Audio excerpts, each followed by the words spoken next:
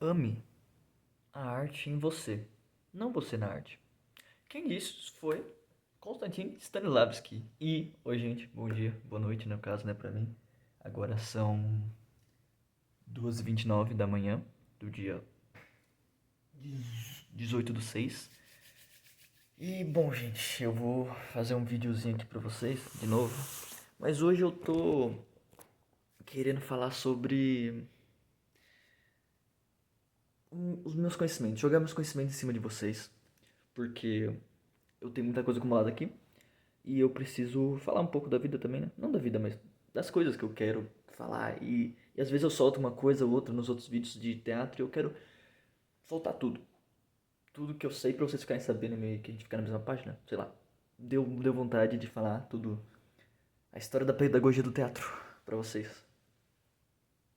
Isso nas minhas costas. Eu não sei ângulo bom, né? Pra deixar isso aqui. Porque tem muita luz atrás de mim. Se eu fizer isso aqui, fica legal. Mas ainda tem luz atrás de mim. Melhor que muitas luzes. Bom, vamos começar, vamos lá. Nosso primeiro capítulo começa com a criação da pedagogia do teatro. Porque antigamente o teatro ele era um show onde em arquibancadas, teatro italiano, que era aquele de não, nem era em bancadas mesmo assim, em lugares altos, em palcos altos assim. O teatro italiano foi criado, que é aquela caixa, tá ligado? Chama teatro italiano, palco italiano, desculpa. Então, e na época não existia uma pedagogia, não existia um ensinamento do teatro. Então, mas na época também não era tão necessário, porque na época eram os romantistas, o romantismo que vivia lá no teatro, os épicos, então existia algo muito exagerado, assim, até irreal, para você fugir dessa realidade, onde os atores na época, eles se sustentavam apenas pela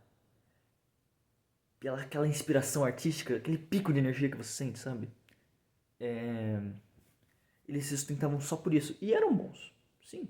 Só que não existia uma técnica específica para ele estar dentro do personagem. Ele só fazia. Obviamente tinha alguma técnica envolvida, mas não era nada oficial assim.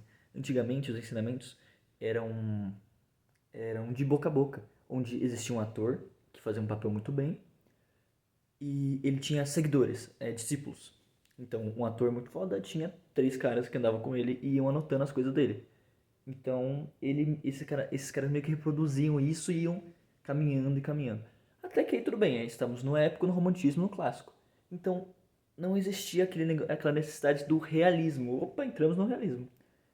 Até que em 1800 e lá vai fumaça, 1888, não sei, começou o movimento realista no teatro, onde a necessidade de ser realista criou-se, correto?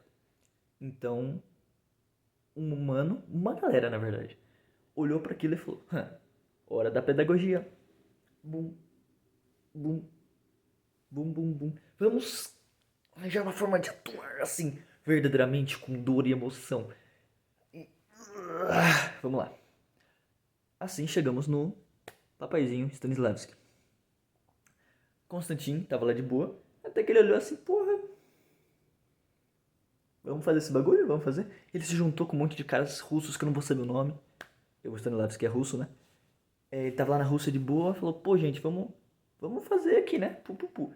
E eles começaram a estudar, ir para vários grupos do teatro, onde não exatamente eram criados a pedagogia, mas era explicado um monte de coisa. Então eles começaram a anotar assim, e ele fala tudo isso no livro dele chamado A Minha Vida na Arte. Um livro de 1928? Bom, 1928 eu acho. Posso estar errado. Mas é um livro de 1928. Ou 1828. Acho que 1828 não, mas tá. Então, e ele junta tudo e ele cria a Escola de Teatro do Stanislavski, onde ele conseguiu fazer uma técnica decente. Então, ele começou a fazer sucesso, pá, caminhando assim, pá, mandando bem, fez sua turminha, apresentou vários espetáculos. Até que ele pensou numa técnica. Calma, segura, segura. Se eu pegar minha técnica que é boa, que é tipo assim, você sentir a verdade, que o Stanislavski se baseia no ator, ele sentir-se no papel que quando você tá em cena, você não tá pensando na sua fala, você está tão imerso no personagem que você não fala, você responde o seu companheiro disse, ou responde o que o seu coração do personagem diria. Tipo, essa é a pira dele. Que eu concordo, eu acho legal. Mas ele falou assim, não, calma. Se eu pegar você, você não tá chorando, eu quero que você chore. Mano, pensa num momento muito triste na sua vida. Aí ele, tá. Pum, e começou assim, chorou. Falou, tá, quero isso. Então começou -se a desenvolver a técnica da memória. Tem um nome melhor pra isso, deixa eu ver.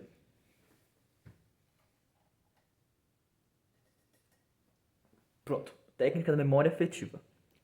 Onde se desenvolveu-se essa técnica em volta do técnico Stanislavski. E ele falou, opa, legal, tá funcionando. E funcionou muito bem. Stanislavski rodou a Rússia, rodou o mundo, rodou com a escola dele, ensinando para os outros assim, o novo jeito, assim, tava funcionando muito, tava rolando muito.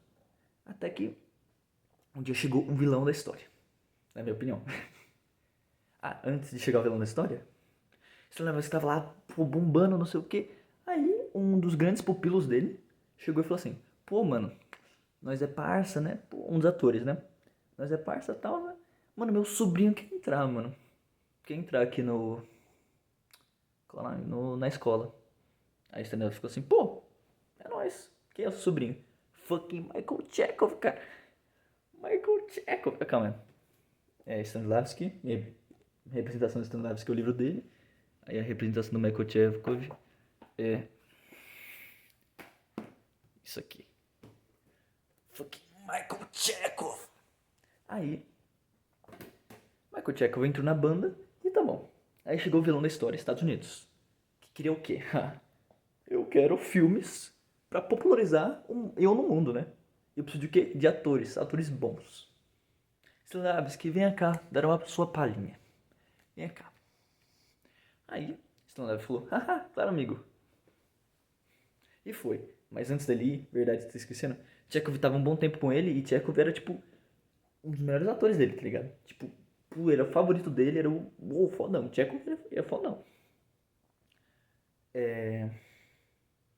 Falou assim, pô, Stanislavski, legal, né, Constantine? Nós é parça e tal, mas, cara, eu tô sentindo que os atores, assim, e eu também, né, tô me sentindo meio mal por usar essa técnica, né? A gente não tá muito bem na cabeça. Porque realmente, primeiro tudo, dava-se um desgaste emocional naquela emoção, porque se você usasse ela várias vezes, uma hora ia se desgastar, e não ia ter toda a intensidade da primeira ou da segunda vez, da terceira e assim vai. E segundo, que os atores estavam tipo, estou com depressão. Assim, exageradamente é isso. E o Estado Unidos falou, né, abraçou, filho, vamos que vamos. Foram para os Estados Unidos, e os Estados Unidos tava assim, Stanislavski ensina a gente a fazer dinheiro, bro. Aí o Stanislavski falou, claro, companheiro. Aí tipo, ele plim, plim, plim, plô, plô, plô. É assim que se faz, todo mundo pica. E tá bom, Stanislavski volta pra Rússia. Estados Unidos lá bombando, cinema. Pum, pum, pum, pum, pum, pum. Esqueci o nome dos atores. Robert De Niro, o Poder Chefão lá, esqueci o nome dele, fudeu. O...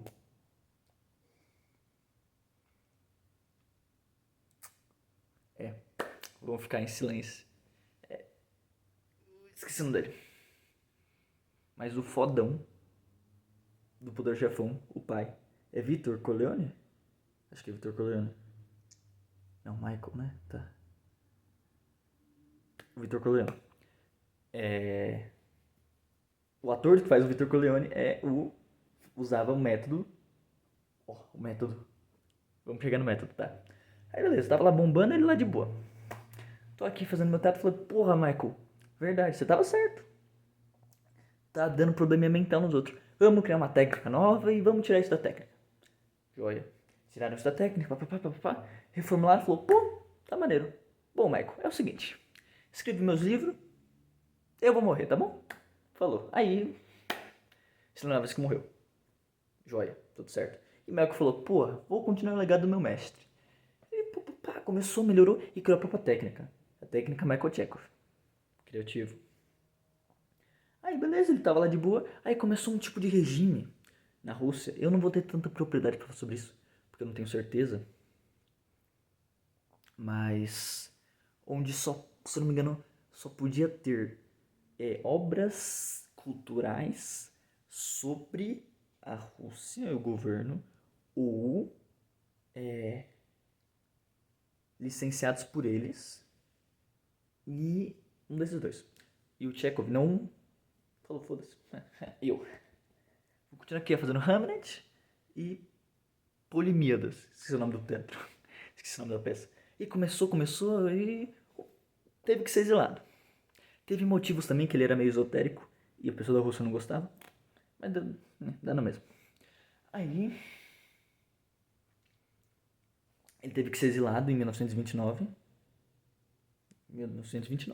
e foi para os Estados Unidos. Chegou lá nos States e falou, porra galera, tô nos States aqui de boa, né? Deixa eu olhar em volta. Nossa, grandes ganhadores de prêmio, né? Que? Os caras estão usando o método antigo do Stanislavski? Cara, isso vai dar um problemão. Aí deu um problemão, né? Aí tipo, geral, né? Robert De Niro, só vou lembrar dele agora. Um monte de gente usando o método, que chamava O Método, que é aquela pira do ator sempre estar no personagem. Existem, obviamente, variações desse método, de sempre não estar, mas, tipo, esse negócio de se afundar no personagem. E usar memórias suas, etc. É meio perigoso. Aí, o Tcheco falou, putz, calm down, girls. Isso é um problema. Aí, tem que parar com esse vício de falar aí. Então, ele falou, não, deixa eu fazer aqui a minha escolinha. E fez a escolinha Michael Chekhov lá nos Estados Unidos, tudo certo. Fez uns filmes, atuou, quase ganhou prêmio, legal, tudo certo por enquanto. Mas mesmo assim os Estados Unidos tava lá, método. Porque método, tecnicamente falando, entre muitas aspas, ele é um jeito simples de você atuar bem. Compreendeu? Então, dava pra fazer atores bons em massa, entre muitas aspas. Simples, tá? Porque é bem complexo. Mas o jeito Michael Chekhov é tipo seguro, legal e bacana, tá ligado? E demorava tipo um pouquinho mais. E ok, ficamos nessa. Com os Estados Unidos sendo o rei do método e o Chekhov lá, tipo, plim, plim, plim, plim. Ele fala sobre esse método dele no livro. Eu queria falar sobre os métodos do Michael Chekhov. Talvez eu faça um livro, faça um filme não, faça um vídeo só disso. Tá bom, agora temos essa história dada pra vocês. Interessante, não? Agora eu vou deixar umas coisinhas na cabeça de vocês, assim, plim, plim, plim, plim. É o seguinte, Chekhov faleceu de falecimento, né, normal. E tá bom, ele foi rodando, o método foi rodando o Chekhov, assim, meio que um do lado do outro. Obviamente com suas 1 bilhão de variações, porque existem vários métodos, vários. Eu comecei a ler um método novo recentemente, do Yoshio Oida. Eu tenho 3 livros dele para ler. Eu comecei a ler O Ator Invisível, que o método dele se baseia enquanto o Michael Chekhov fala que o interno mexe o externo, o Yoshi, ele fala que o externo mexe o interno. E eu quero ver qual é essa pira aí do Yoshi Oda. Tá ligado? Porrada. Então,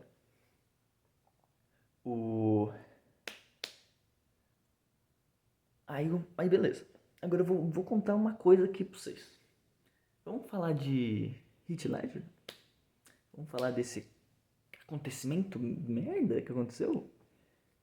Assim, eu não vou falar que esse foi o culpado. Mas pense comigo assim, ó. É um pensamento aqui. Eu li a biografia do Heath Ledger. Ele sempre falou que ele não se achava um bom ator. Mesmo ele fazendo papéis legais, ele não... Tá ligado?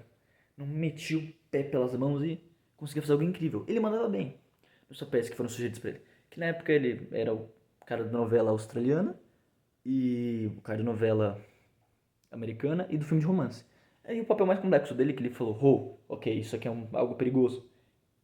Foi o, não perigoso, mas imponente, seria o Brokeback Mountain. Puta filme bom. Adoro Brokeback Mountain. E ele manda muito bem nesse filme. Aí chegou no colo dele, porra, Coringa. Ele falou, fudeu. Fudeu, meu nome é Heath Ledger, eu vou ter que fazer o Coringa. Tá, eu tenho poucos meses pra conseguir... Ai, bolar o Coringa, o que eu faço? Tá, método. Então ele se trancou muito tempo dentro de um quarto de hotel e ficou lá fazendo, meio que se afundando assim. Isso não era muito bem da cabeça, tá ligado? Aí então o método deu uma piorada assim. Eu não culpo o método, mas eu só estou falando como é perigoso o método. Aí levou no que levou, tá ligado? Entregou um trabalho incrível. Porém, eu concordo que o trabalho que ele entregou é incrível. Mas assim, pensando bem, Heath Ledger não é bom ator. O que ele entregou foi incrível. Mas ele não é bom ator. Nossa, é meio babaca eu falei de uma pessoa que morreu, né? Mas você entendeu a minha pira. Tipo, um bom ator não corre pro método. Um bom ator sabe o que tá fazendo, tá ligado? Nossa, não, falando isso, mas até pai. Mas eu não discordo do que eu disse, tá ligado? E o que eu tô tentando dizer é, o método não é a melhor técnica. Se você faz método, entre muitas aspas, você não é um bom ator. Porque você... É tipo você não saber pilotar um carro e pilotar, tá ligado? Pode causar problemas. Não só o... Bom, obviamente o Heath Ledger é o caso supremo de talvez algum problema com isso, mas sempre existem umas sequelas tipo, tá ligado? A minha própria professora de teatro usa esse método um pouco e já fica meio, tá ligado? Então, é isso. É isso que eu tinha pra contar pra vocês, essa história. Eu gosto muito dessa história, eu acho ela bem interessante. E com... Ah, tem mais, verdade. E pra trollar ainda mais a vida de Stanislavski, os Estados Unidos não gostou que ele foi embora com uma técnica nova. Tipo, criou-se uma técnica nova. Então, os livros que vi, o livro que o Stanislavski escreveu, por acaso, esse que eu tenho aqui, que é o Preparação do Autor. Aí tem mais dois dele, que é o Preparação do Papel e Minha Vida na Arte. E vieram com uma tradução toda fodida. Não de fodida, mas tipo, no modo hard, tá ligado? Tipo, uma coisa que deve ser simples, eles botaram meio que no modo hard na tradução. Pra meio que trollar o do Stanislavski. E a versão brasileira vem dos Estados Unidos, então ela vem trollada, tá ligado? Então, esse livro é 1000 vezes mais complicado de ler do que deveria, tá ligado? Bom, é isso.